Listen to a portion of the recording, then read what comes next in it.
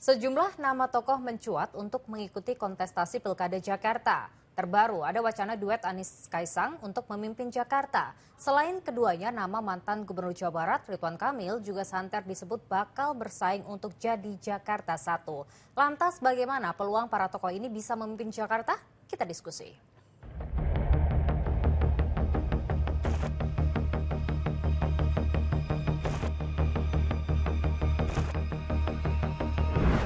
Pilkada Jakarta kini jadi sorotan hampir semua mata. Ada nama Anies Baswedan yang mulai dilirik oleh partai-partai besar. Ada juga nama Kaisang yang mengaku siap disandingkan sebagai bakal calon wakil gubernur Jakarta. Lalu bagaimana peluang keduanya? Kita diskusi.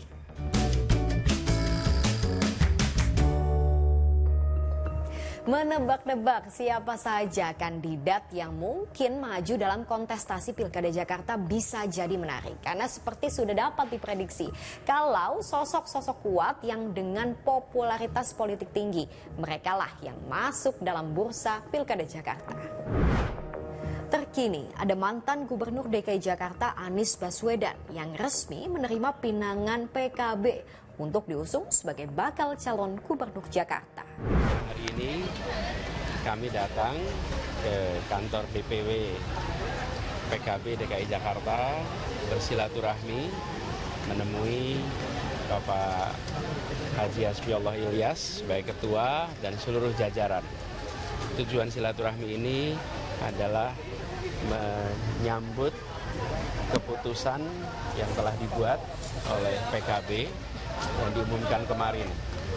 Kami sampaikan bahwa ini adalah sebuah kepercayaan, ini adalah sebuah amanah, dan kami sampaikan rasa terima kasih, rasa hormat, dan perjuangan untuk kita menghadirkan kesetaraan di Jakarta, insya Allah akan menjadi fokus utama kita. Sebelum resmi diusung PKB, Anies juga sempat dilirik oleh partai lain. Sebut saja ada PKS sampai PDIP. Saat ini Anies yang bukan merupakan kader parpol manapun bisa jadi ini yang menjadi daya tawar Anies jika dibandingkan dengan sosok lainnya. Dengan konteks sekarang ini di mana Pak Anies sebagai mantan Gubernur Jakarta dan juga runner up dalam Pilpres tahun ini menjadikan beliau ini sebagai sosok yang terdepan untuk bisa maju dalam Pilkada Jakarta di tahun ini. Dan ini pula yang membuat Pak Anies mempunyai daya tawar lebih ya untuk bisa diajukan di mata para parpol besar yang kita tahu sudah memberikan statement untuk memberikan dukungan.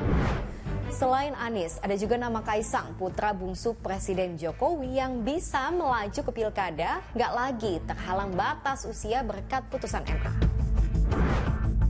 Ketua Umum Partai Solidaritas Indonesia itu mengaku gak masalah jika diduetkan dengan Anies dalam Pilkada Jakarta. Tapi baru saja mengumumkan bahwa Pilkada DKI Jakarta mengusung Anies dan nama Pak Mas Kaisang sebagai wakil gubernur. Bagaimana tanggapannya? Ya nggak masalah, saya kira itu juga baik, dan kita lihat kan juga Pak Anies juga kalau kita lihat surveinya sekarang juga yang paling tinggi, jadi ya saya nggak masalah juga kalau nanti itu akan dipasangkan oleh Pak Anies. Tapi kalau melihat sejarah parpol pendukungnya, mungkin nggak ya? Kaisang, Ketua Umum Partai Solidaritas Indonesia. Pada Pilpres lalu, PSI gabung dalam Koalisi Indonesia Maju bersama dengan Gerindra, Golkar, ada juga PAN sampai Demokrat. Sementara Anies Baswedan saat ini didukung PKB. Kemungkinan ada juga PKS dan PDIP yang bisa jadi ikut gabung. Artinya Anies ataupun Kaisang didukung oleh partai-partai yang beda kubu dalam Pilpres lalu. Sang kakak, Wali Kota Solo sekaligus Wakil Presiden terpilih Gibran Rakabuming Raka menanggapi wacana duet Anies Kaisang.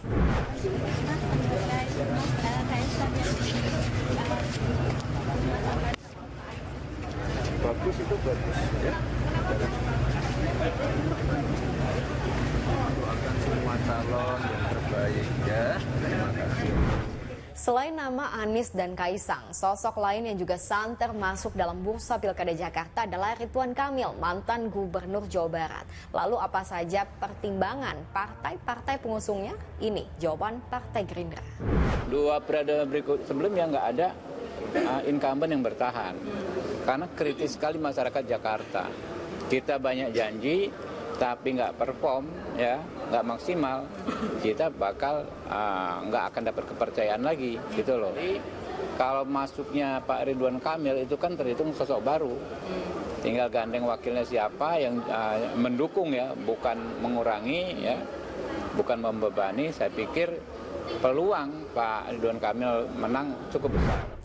Saat ini, Ridwan Kamil diketahui sudah memegang surat tugas dari Golkar untuk ikut dalam pilgub di 2 wilayah berbeda, Jakarta atau Jawa Barat. Pilih mana ya? Gerindra akan mendorong RK. Saya kira masalahnya ada di RK, ya. RK rasa-rasanya kurang begitu berminat untuk dicalonkan sebagai calon gubernur di Jakarta, gitu. Kenapa gitu ya? Karena potensi menangnya belum bisa diprediksi, ya.